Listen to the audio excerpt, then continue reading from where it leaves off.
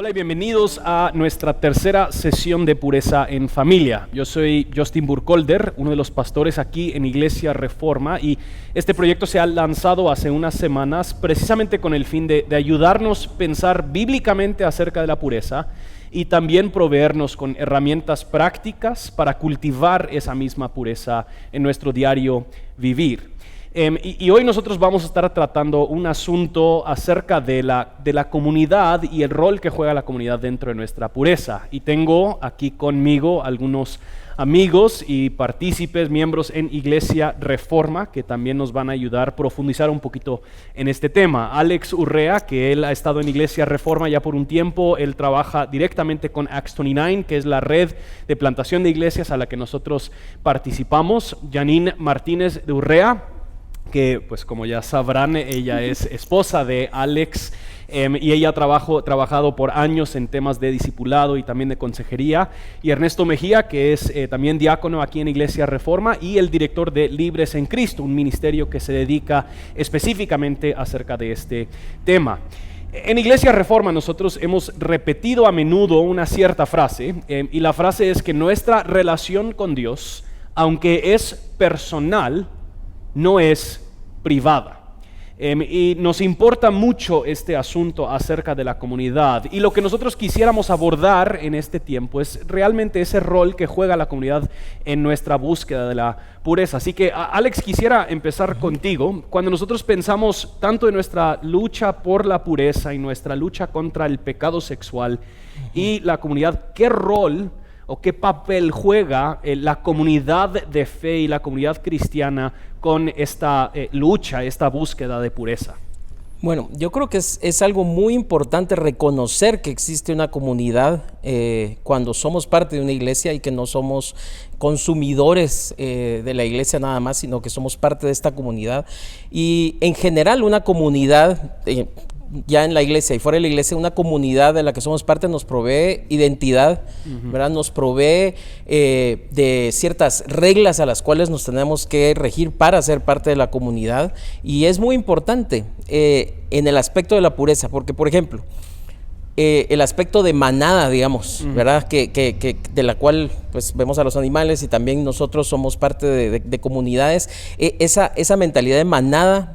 Es muy importante que sea muy clara las reglas para la pureza, porque por ejemplo, lo vemos en la ciudad de Guatemala, alguien se cruza la calle, ¿verdad? Sin usar la pasarela, sin usar el paso de cebra y todo eso, y sinceramente nadie dice, este está rompiendo la ley, uy, qué terrible, lo deberían de castigar. Sencillamente, uy, qué pilas, si se cruza la Roosevelt, uy, qué pilas, o sea, la logró pasar. Pero no lo castigamos realmente como sociedad porque se está pasando a la calle. Yo me acuerdo en otro país que nos cruzamos la calle, como aquí en Guatemala, que nos las cruzamos donde quisiéramos, y toda la gente alrededor nos juzgó, o sea, nos criticó por habernos pasado la calle donde no era. Y entonces, cuando se bajan las reglas, cuando se suaviza, digamos, el ambiente para las cosas que no son permitidas, el aspecto de manada es esa cosa donde como todos lo hacen, entonces está permitido.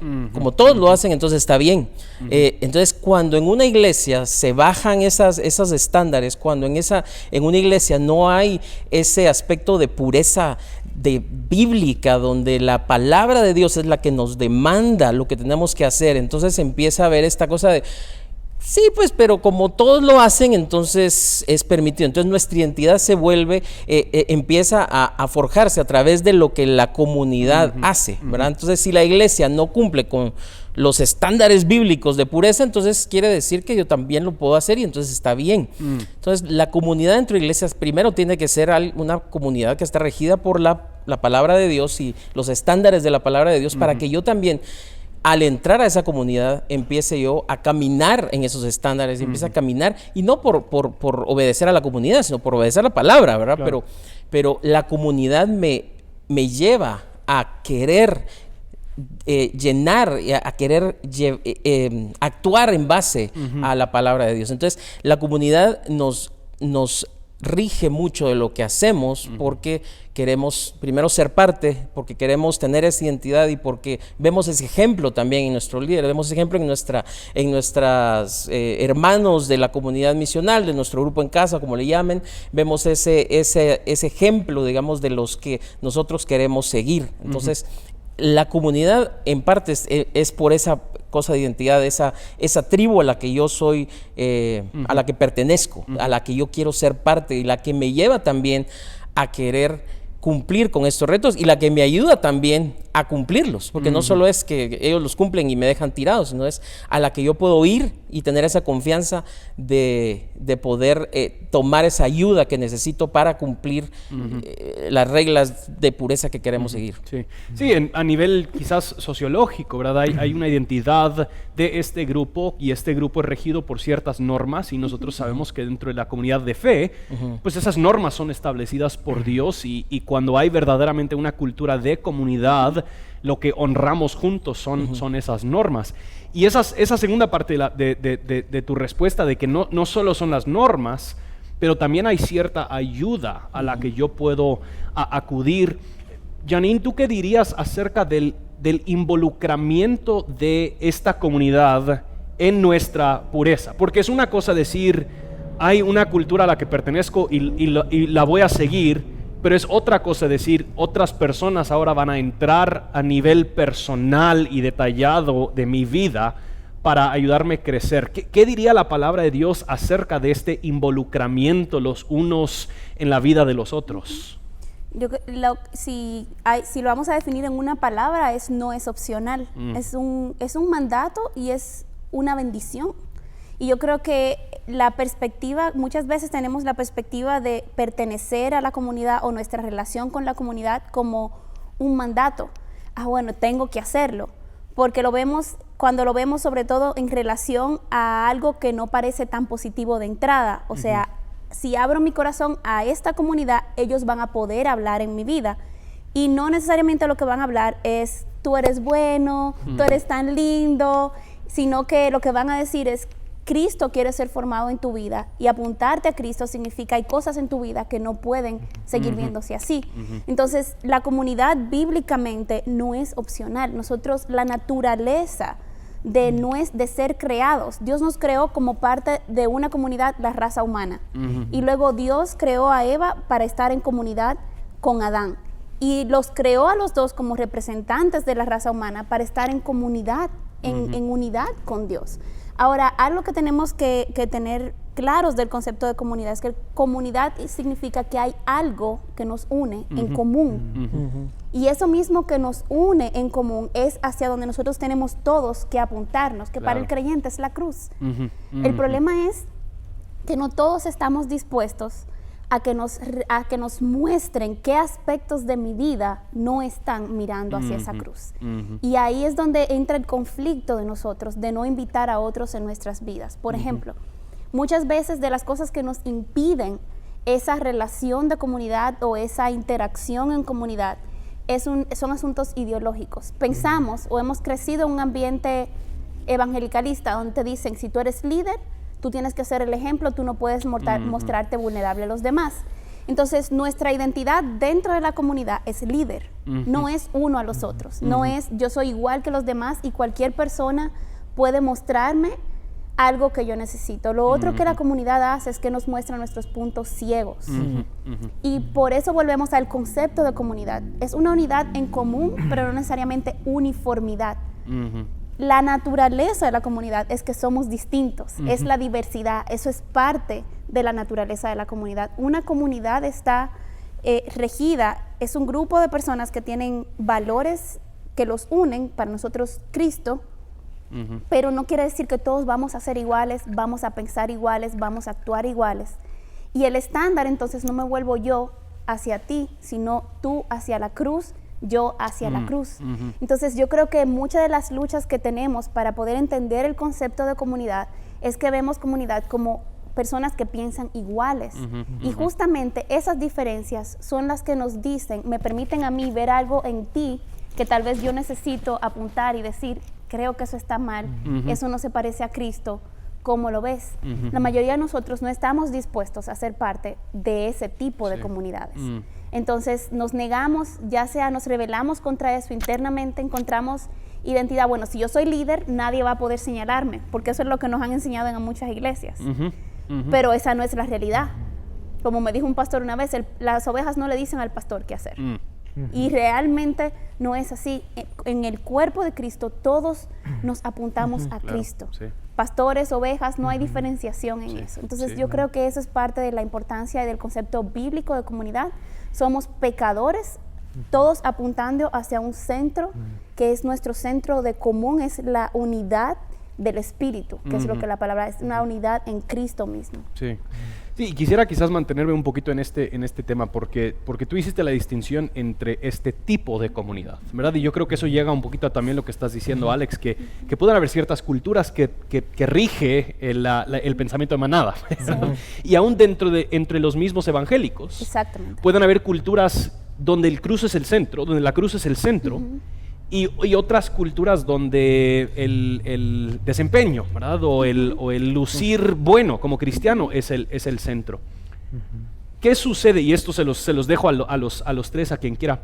¿Qué sucede cuando en la comunidad cristiana la cruz ya no es el centro? ¿Qué hace eso a nuestra capacidad de poder confesar y ser vulnerable? O tal vez puesto de otra forma, ¿cómo la cruz en el centro de la comunidad realmente permite mayor transparencia y mayor vulnerabilidad? Bueno, pues yo creo que lo primero que hacemos cuando quitamos a la cruz del centro es poner algo más.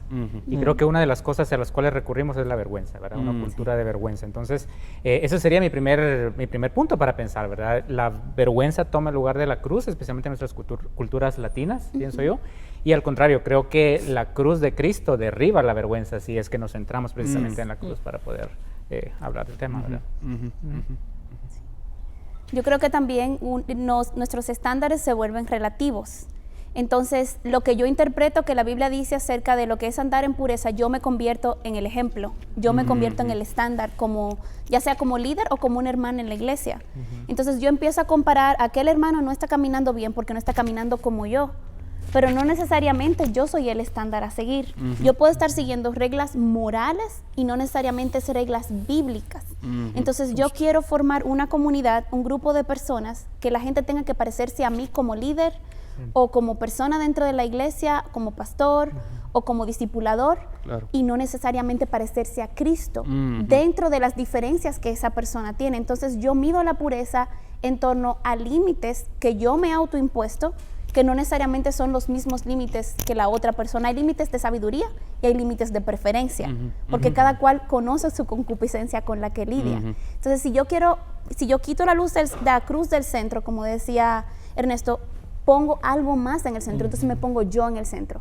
Empiezo a juzgar mi comunidad basado en mi estándar y no en el estándar de Cristo, y empiezo a juzgar los unos a los otros, ya sea consciente o inconscientemente, o ya sea verbalmente o no hablado, empiezo a juzgar a las personas conforme al estándar que yo estoy creando. Pero siempre hay un estándar, siempre hay un estándar. La pregunta es si el estándar es puesto por la Biblia o si yo me puse como el estándar.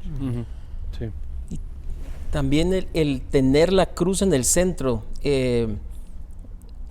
revela la magnitud de mi pecado. O sea, la magnitud primero de la santidad de Dios, ¿verdad? Nos revela la santidad de Dios, y al revelarnos la santidad de Dios nos vemos a nosotros y empezamos a ver que la magnitud de mi pecado que hizo necesaria la cruz es enorme, es algo que ya no es yo lo pongo siempre de ejemplo, cuando vemos en el Padre Nuestro y dice, no nos dejes caer en tentación, ¿verdad?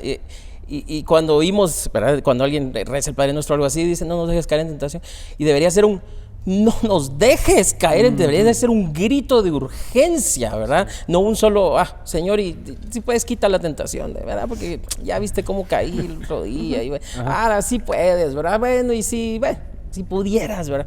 Debería ser un grito de urgencia, y eso en una comunidad debería ser también un grito de urgencia de nosotros, de decirle a la comunidad, no nos dejen caer en tentación, ayúdennos a poder tener ese canal donde nosotros podemos hablar acerca de nuestras debilidades, acerca de lo que estamos pasando, y también de rendición de cuentas, ¿verdad? De poder nosotros tener esas personas alrededor nuestro con las que podamos rendir cuentas, y no solo nosotros como de una vía, sino que esas personas hablen y estén preguntando y estén siempre tratando de entrar a nuestra vida y que nosotros podamos dejarlos entrar para rendir esas cuentas. Sí, tal vez para resumir lo que están diciendo, realmente el único tipo de comunidad que permite esa transparencia y vulnerabilidad es una comunidad centrada en el Evangelio, centrada en la cruz, porque es obviamente en ese mensaje de la cruz, como dices, que no es imposible creerme superior a los demás, porque ya he visto mi pecaminosidad, y es imposible considerarme inferior a los demás, porque he visto el gran amor y aceptación de Dios hacia nosotros, y eso aplana la tierra, ¿verdad? Aplana la tierra y nos libera a poder reconocer que somos mucho peor de lo que quisiéramos creernos, ¿verdad? Sí, yo creo que también abunda el pecado, porque no existe un estancamiento, como decir, si me quedo en silencio o en una cultura de vergüenza, simplemente me quedo en un punto neutro. Yo creo que la espiral descendente de la cual habla Romanos 8, acerca de que empezamos continuamente a buscar y a hundirnos cada vez más, es precisamente porque el silencio y la vergüenza, y cuando tenemos una comunidad que no está centrada en Cristo, estos sistemas, como mencionaba Janine, ¿verdad?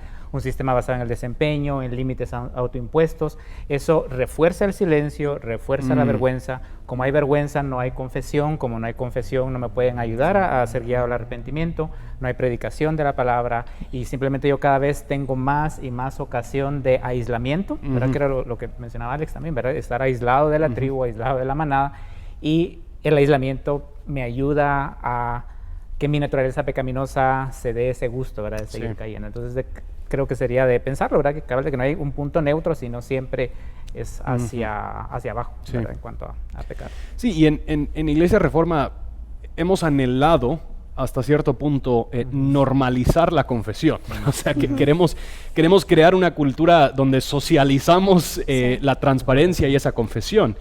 Y sinceramente, el Señor ha sido muy bueno, y nos encontramos, yo imagino que todos nos hemos encontrado en muchas conversaciones donde alguien nos está diciendo, estoy luchando con pecado sexual y ya no sé qué hacer. Neto, ¿Qué haces en esa situación? Cuando alguien se te acerca y dice, ya no sé qué hacer, estoy luchando con pornografía, con tal versión de inmoralidad. ¿Cómo los acompañas? ¿Cómo los aconsejas? ¿Qué haces en ese momento? Yo creo que algo que estaba pensando con respecto a estas preguntas es que algo que debemos hacer es primero resistir cierta tentación, siento yo, de soltar una disertación, una disertación académica. Yo lo he hecho, y realmente estaba pensando en ese tiempo que estaba con un amigo, y él justo me decía, mira, de tu conversación acerca de tu confesión estás perdiéndote en tus argumentos, o sea, decime ya qué hiciste, ¿verdad?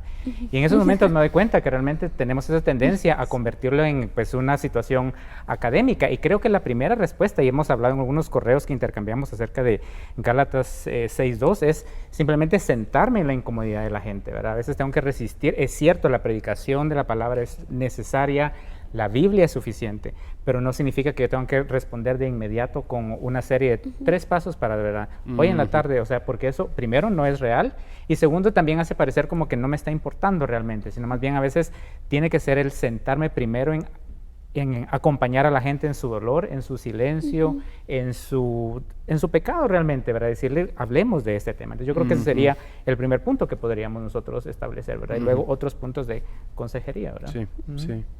¿Y qué hacemos? Porque a veces, seamos sinceros, a veces la persona no lo confiesa, uno lo deduce, ¿verdad? Sí. Y hemos hablado en algunas de estas otras sesiones lo común que es el pecado sexual. Entonces, en muchos casos, no se tarda mucho tiempo uno en decir, yo creo que sé por dónde va el asunto, ¿verdad? Y uno lo descubre. ¿Qué hacemos cuando nosotros sabemos que alguien está luchando con cierto pecado sexual y ellos se niegan a ser ayudados? Janine, ¿cómo abordarías a esa persona? ¿Qué consejo le darías tanto a la persona que ha descubierto este pecado en ellos, como la persona que ha sido descubierta en este pecado? Cuando estaba pensando en esto, me venía a mi mente algo que siempre quiero tener delante de mí es, mira primero la viga en tu ojo, saca primero la viga de tu ojo y luego la paja del hermano. Y a veces la pregunta cuando alguien no quiere ser ayudado es, ¿esta persona no quiere ser ayudada o no quiere ser ayudada por mí? Sí. Porque a veces la gente no quiere venir donde mí porque justamente yo nunca me he mostrado vulnerable o soy muy criticona o soy muy juzgadora o le voy a dar un sermón, como decía Ernesto, le voy a dar un sermón y no les voy a dar realmente la apertura y no estoy proveyendo. Entonces, en vez de yo ponerme en el centro, tal vez esta persona quiere ser ayudada y estaría dispuesta a ser ayudada por otra persona. Claro, alguien diría, bueno, pero es que todo el mundo quiere ser ayudado por el pastor de la iglesia. En esos casos sí hay que manejarlo, porque no necesariamente hay que traer todos los casos donde el pastor inmediatamente. Pero sí yo tengo que analizarme de si como parte de la comunidad de Cristo, yo estoy siendo para mis hermanos un lugar seguro, donde ellos, y no necesariamente juzgar a la persona y decir, esta persona no quiere ser ayudada, sino ver, ok, tal vez yo no estoy proveyendo este ambiente. Ahora, ya estando segura de que, ok, estoy proveyendo el ambiente para esta persona, tal vez lo primero que debo hacer es decir, ¿tú estarías dispuesto a hablar con esto, tal vez con alguien mayor, por ejemplo? Me ha pasado de una señora mayor que yo que viene a buscar consejo donde mí, pero cuando llegamos a un punto de la conversación dice que tú no entiendes porque tú no tienes mi edad. Bueno, entonces usted estaría dispuesto a ser ayudada por otro de los consejeros que entiende más su situación. Y he visto en algunos casos donde sí han estado dispuestos. Ahora, en el caso de personas que simplemente no quieren ser confrontadas con su pecado, tengo que dar un paso atrás y empezar a ver dónde está parada esta persona en su relación con Dios. Sí. Todo creyente que ha sido redimido, todo creyente que que ha venido a Cristo tiene al Espíritu Santo en ellos. Si esa persona se niega el enfrentar el pecado con el que está atravesando, sea un pecado sexual o alguno otro, entonces simplemente tengo que preguntarme si esta persona es cristiana. Porque si yo estoy tratando de que una persona se comporte de manera cristiana, que no ha sido restaurada por el Espíritu Santo, que no ha sido regenerada por el Espíritu Santo, entonces estoy en misión imposible. Entonces lo primero es, ¿ves esto como pecado?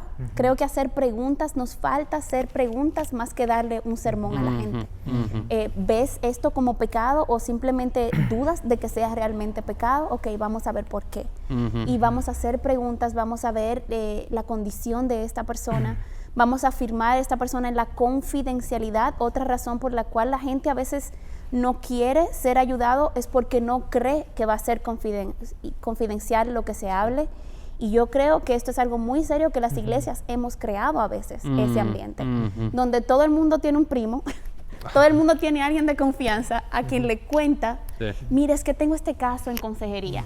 Y así... Solo para que estés orando. Solo para que ores, porque yo no sé qué hacer con esto. Claro. Si tú no sabes qué hacer con eso, llévaselo a Cristo o llévaselo al pastor. Pero no tienes... Y pídele permiso a la persona que vino en confidencia contigo. Entonces, creo que son algunos aspectos de confrontación, de ver, de que realmente esta persona sepa, cuando yo estoy apuntando a algo que puede ser un punto ciego, puede ser que esta persona ni siquiera se dé cuenta de que está pecando, o puede ser que esta persona sí reconozca que tiene un pecado, y eso son dos aproximaciones diferentes. 50% del avance en consejería o en cualquier relación de discipulado es que la persona reconozca el problema. Si la persona no reconoce el problema, no hay forma de resolver el problema.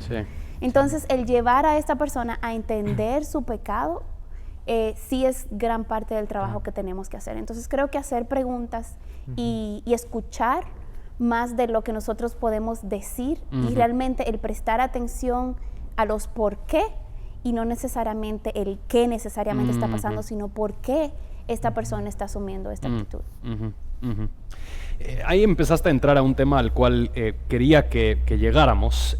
Y Alex, puedes empezar y tal vez todos podríamos opinar un poquito, pero hemos hablado de que una cultura donde la cruz es el centro permite esta transparencia y esta vulnerabilidad, pero aún así pueden haber cosas que nosotros hacemos y decimos o cosas en nuestras experiencias que impidan esa transparencia y esa vulnerabilidad entre la comunidad.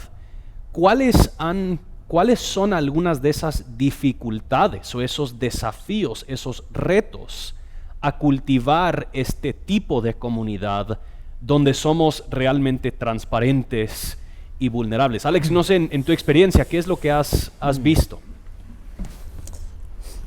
Sí, un reto, uno de los primeros retos es la cultura del país. O sea, para mí ha sido una de las cosas más difíciles abrirnos, o sea, abrirme en comunidad, primero porque nuestra cultura es muy abierta a lo exterior, digamos, somos muy dados a hacer grupos y a hacer comunidad y como chapines, ¿verdad? Si esto lo está oyendo alguien en otro país, aquí en Guatemala, somos muy abiertos a eso, pero cuando alguien se quiere meter dentro de ya al interior, es como...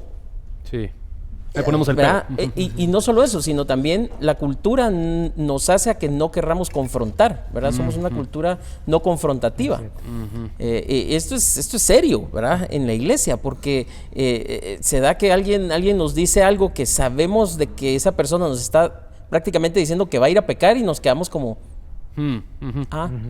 bueno, ¿verdad? Pero no nos decimos, ¿pero por qué vas a ir? ¿Y con quién vas a ir? ¿Pero se van a ir solos el fin de semana o va a estar alguien más? O sea, no damos ese paso que es necesario para que la persona, o sea, se dé cuenta que estamos poniendo atención, que los queremos cuidar, que queremos ir más allá y que esa persona no está sola tampoco. Pero yo creo que una de las cosas más difíciles para esta vida en comunidad de entrega, digamos, de nosotros realmente entregarnos a vivir en comunidad para abrirnos y confesar, para mí ha sido mucho la cultura. Sí, eso es interesante porque eso significa que entonces el tipo de comunidad crucéntrico, ¿verdad? O sea, una comunidad crucéntrica, evangeliocéntrica, a veces va a lucir diferente a la cultura sociocultural, ¿verdad? Sí. O geográfica a nuestro alrededor.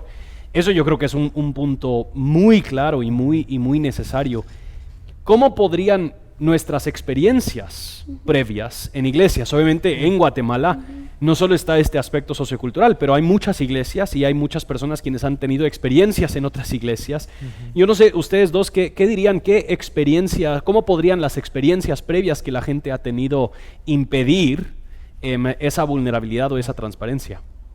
Pues yo creo que un sentido de ego o de importancia que es de iglesia, eso que estaba pensando afecta.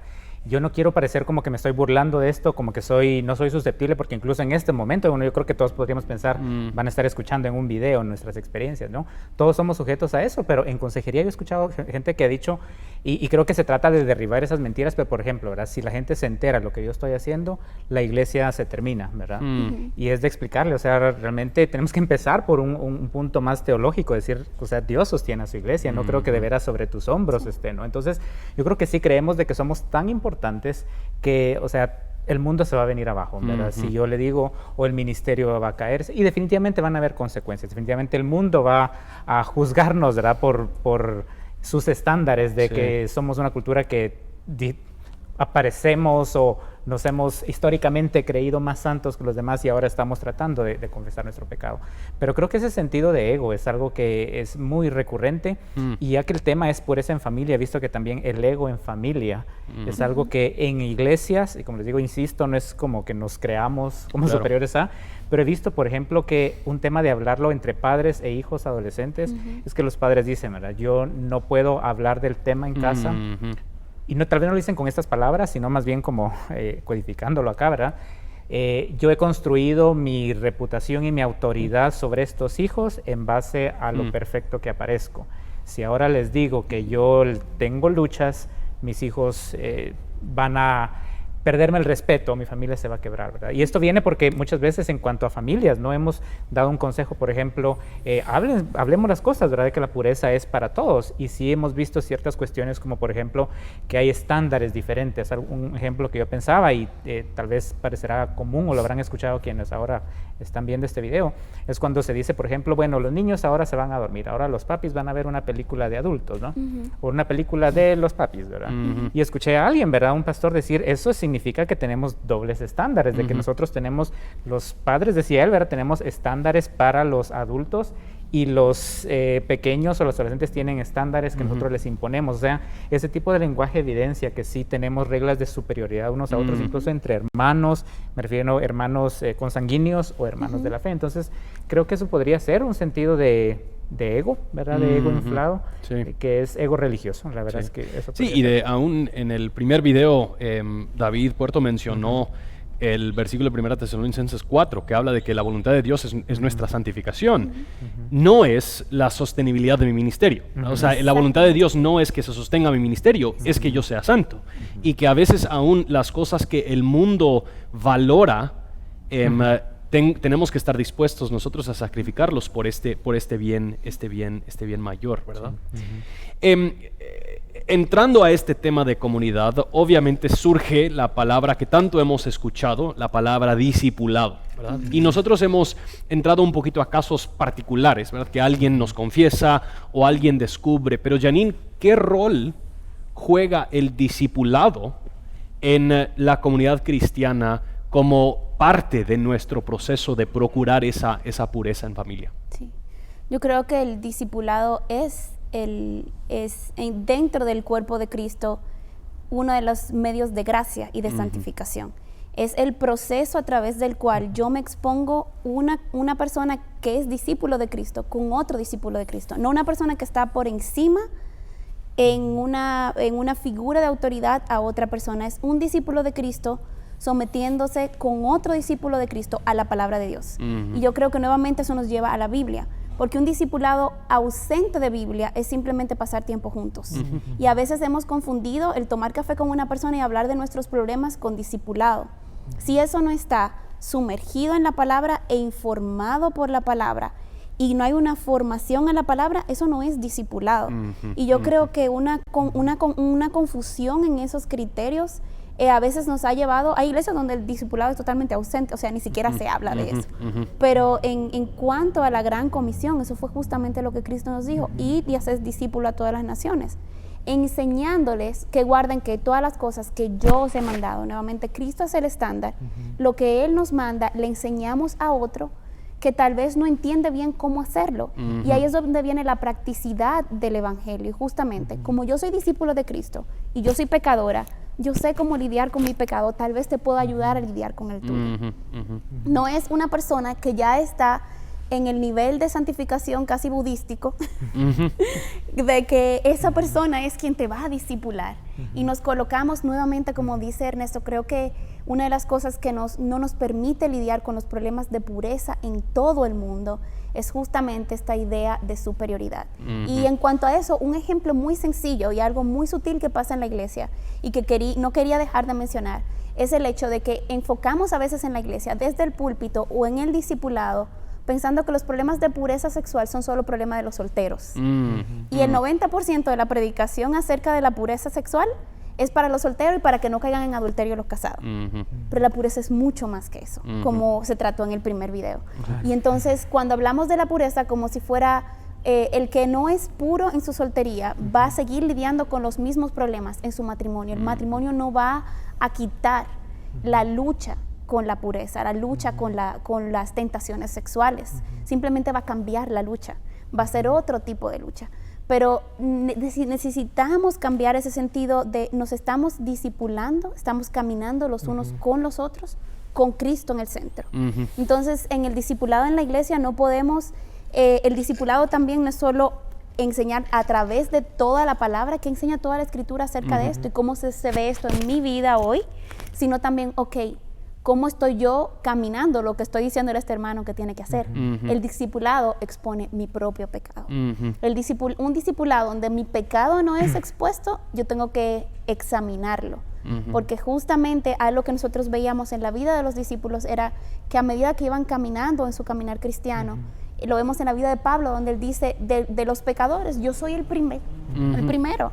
Y él está escribiendo cartas a estas iglesias. Entonces el discipulado expone nuestro pecado, expone el pecado del otro, y entonces nos ayuda a caminar juntos hacia la santidad, en la santidad progresiva que se mencionaba en el primer video, hacia la santidad para ser todos como Cristo. No es para que tú seas como yo. Tú no eres discípulo de Yanina, tú eres discípulo de Cristo.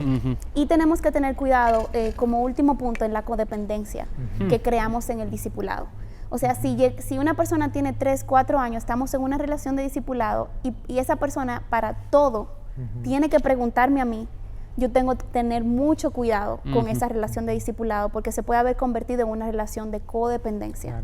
Deben llegar a un nivel, la idea es que todos nos presentemos maduros delante de Cristo. Entonces ya esta persona no solo va a saber cómo lidiar con su tentación sexual, sino que va a poder guiar a otros en esto. Pero si esta persona está siempre dependiendo de mi estudio bíblico, de mi discipulado, de mi consejería, yo necesito examinar esta relación, porque entonces esta persona no está siendo tanto discípulo de Cristo como está siendo discípulo. Yo creo que también en cuanto a discipulado tenemos que estar bien seguros de ser intencionalmente explicarle a la gente que no es un servicio que se provee, sino que es de doble vía. Y yo creo que se puede sobreentender, pero a veces hay que explicarle a la gente, ¿verdad? Mira, el hecho que me hayas pedido ayuda en este momento no significa que yo sea más sabio. Puede llegarse el momento en el que yo te voy a contar que estoy siendo tentado y te voy a pedir, ¿verdad? Que por favor lo anotes, le des seguimiento, y tenemos que a veces que enseñar lo que nos tienen que enseñar, como esas pequeñas habilidades como anota en una libreta, si yo te cuento algo y darle mi permiso, ¿verdad? Tienes toda la libertad de preguntarme acerca de lo que tú me contaste, cómo yo estoy caminando, o sea, estás en la libertad de hacer esto, ¿verdad? Y sí me ha sucedido que gente me ha dicho, es que vos sos, y viene el tema, no viene como la ironía, ¿verdad? Pero es que vos tenés la sabiduría, y no, realmente no, o sea, la Biblia, tenemos que, cuando yo te cuente algo, por favor, tenés que apuntarme a buscar un salmo, a buscar una carta, las cartas de Pablo, y a recordarme, porque el Evangelio en la tentación se olvida. Entonces, ese es el momento en el cual tenemos que explicarnos unos a otros cómo discipularnos unos a otros también, ¿verdad? Sí, muchos están buscando como que su gurú, ¿verdad? Para esas respuestas. Y la ironía realmente es, en la medida que nosotros vamos creciendo en gracia, a menudo no es que pecamos menos, descubrimos cuánto más estamos pecando. Y si entonces lo que estoy buscando es alguien que sea el estándar de pecar menos, obviamente vamos a crear toda una cultura que terminamos fingiendo, ¿verdad? O aparentando mayor santidad de lo que realmente nosotros tenemos, ¿verdad? Para ir terminando, quisiera escuchar de los tres en esta última pregunta, y Alex, podemos empezar contigo. Alguien tal vez está escuchando esto y están luchando ahorita con algún tipo de pecado sexual y se sienten solos. ¿Qué les dices? ¿Qué pasos consideramos que deberían ellos tomar en este proceso? Porque es la realidad para muchos, y Neto, tú empezaste a hablar de esto un poquito. A menudo el pecado sexual viene acompañado de sentimientos de mucha soledad, ¿verdad? De que yo he de ser el único. ¿Cómo es que le animarías a estas personas? ¿Qué pasos les animarían a ellos tomar en este proceso? Wow, bueno, primero recordarles que hay gracia, o sea, que Cristo pagó por todos nuestros pecados en la cruz, y que a través de ese acto de Él podemos nosotros acercarnos a un trono de gracia. Amén. Y no un trono de condenación, castigo, que probablemente en su mente y en su corazón se están ya condenando y condenando y condenando, y ese mismo círculo vicioso, ¿verdad? Que me pasó a mí, o sea, era condenación, y la misma condenación me hacía tener vergüenza, y la vergüenza me hacía decir, bueno, ni modo, démosle otra vez porque ya soy un pecador y démosle. Pero el encontrarse con la cruz, el encontrarse con esa obra milagrosa de perdón, ¿verdad? Y de sufrimiento de Cristo por mis pecados, y esa condena terrible que hubo contra Él, que no me hace condenarme a mí más, sino al contrario, me hace libre de esa condenación y me hace recordarme que hay gracia. Entonces yo les diría, hay gracia, acérquense al trono de gracia, arrepentidos de verdad por esos pecados que están siendo, que en este círculo vicioso que están arrepentidos, y acercarse a su comunidad, acercarse primero, si no son parte de un comunidad misional, grupo en casa, como le llamen, sean parte de uno, porque de veras hay una libertad ahí de poder confesar, acercarse a su líder, si es que tienen ya alguien que tengan como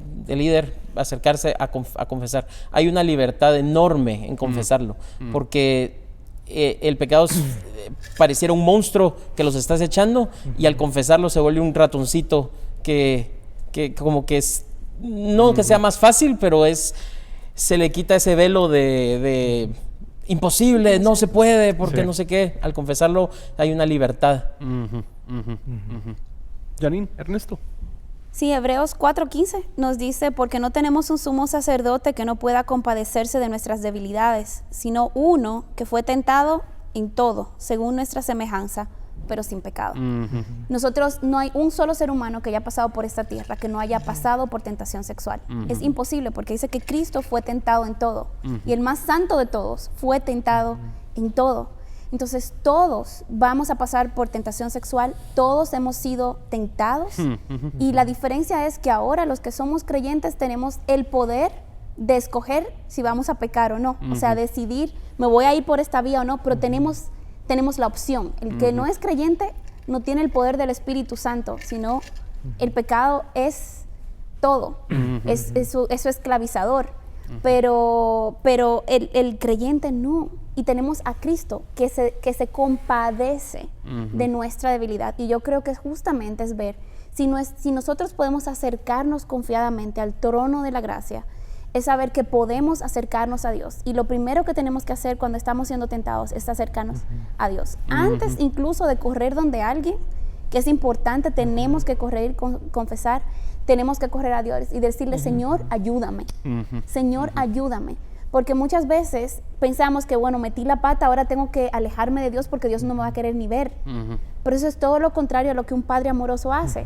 Aunque el padre le haya dicho al niño, mira, si metes la mano en ese toma corriente, te va a dar la corriente, el niño, el instinto del niño es correr hacia su papá. O sea, aunque metió la pata.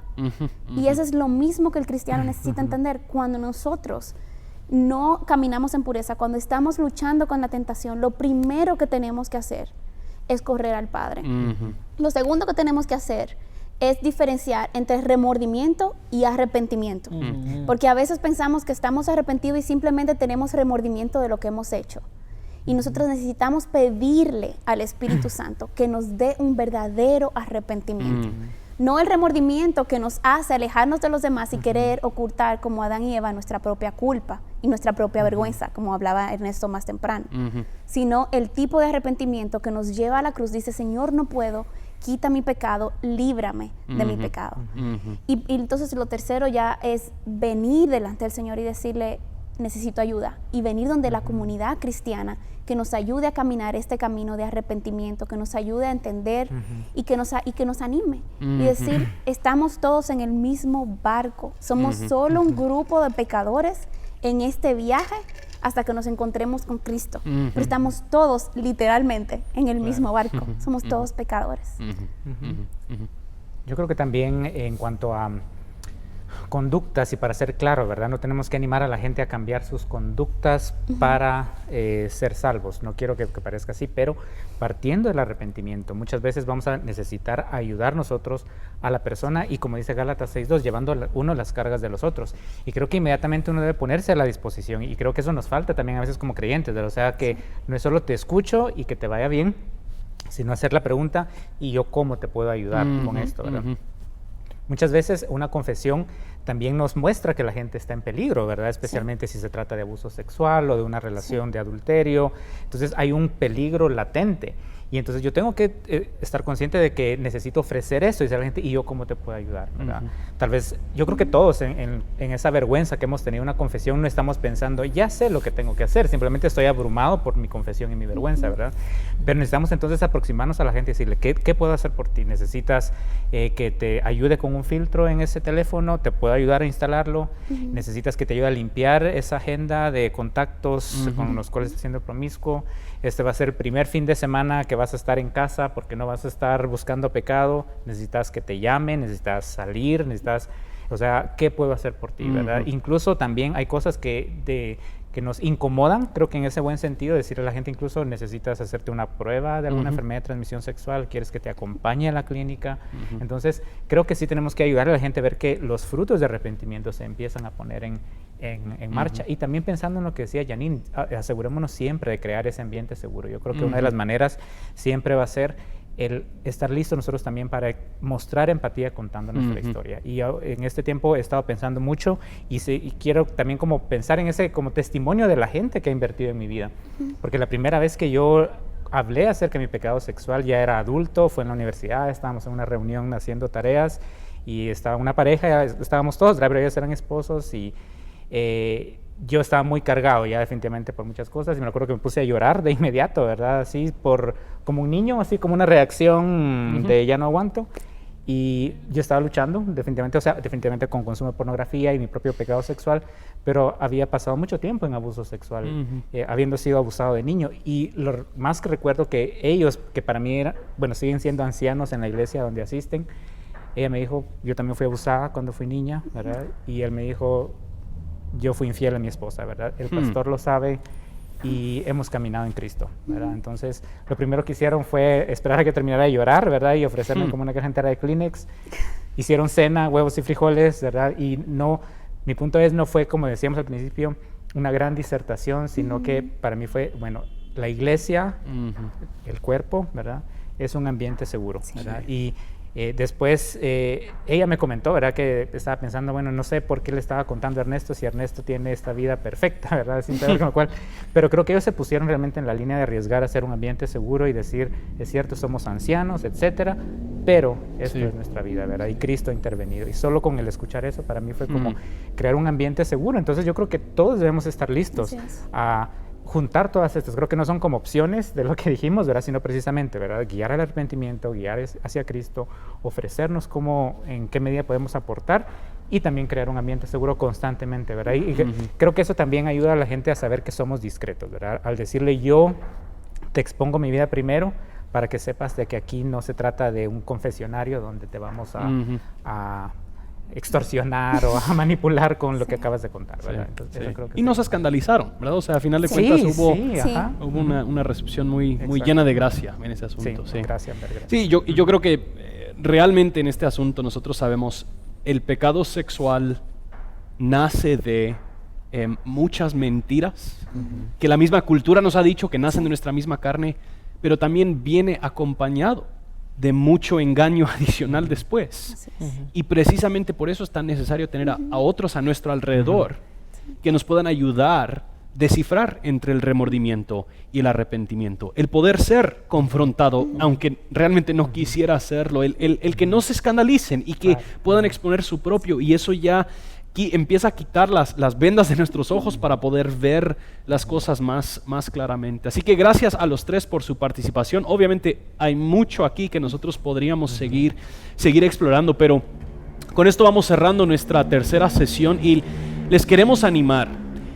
Sería muy fácil al escuchar esto pensar, en el momento de crisis, cuando ya estoy luchando con algo, ahí voy a buscar comunidad cristiana. Pero simplemente no funciona así. Y como mencionó Alex, te queremos animar a ahorita buscar una iglesia local si no estás participando en una, buscar una comunidad misional a la que pudieras participar, personas que pudieras tener a tu alrededor para acompañarte, para caminar contigo, para que puedas ser confrontado y también participar animando a otros y para que puedas, a final de cuentas, crecer en gracia al lado de la familia de Dios. Gracias por estar aquí atento y primero Dios, el Señor siga usando este material y este proyecto para conformar a su familia y crecer a su familia en pureza.